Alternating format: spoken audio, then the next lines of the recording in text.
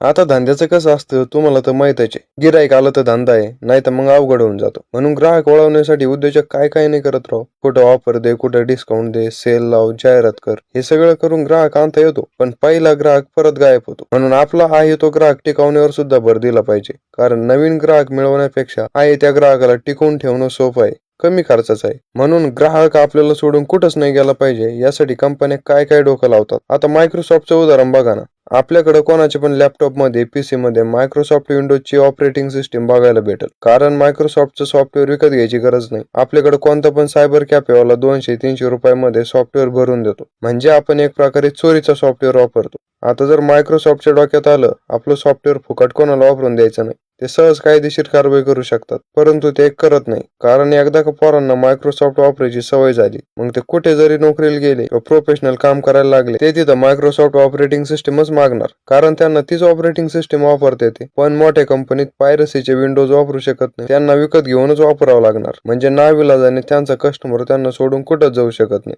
बरं, कंपन्या कस्टमर टिकून ठेवायसाठी आणखीन काय काय करतात? रेझर अँड ब्लेड टेक्निक वापरतात, इकोसिस्टम बनवतात, प्रीमियम मेंबरशिप देतात आणि आणखीन बरेच काय काय कुठाने करतात. या सगळ्या टॉपिकवर तुम्हाला व्हिडिओ पाहिजे का? कमेंट करून सांगा आणि आधी फॉलो करून टाका बरं. धन्यवाद.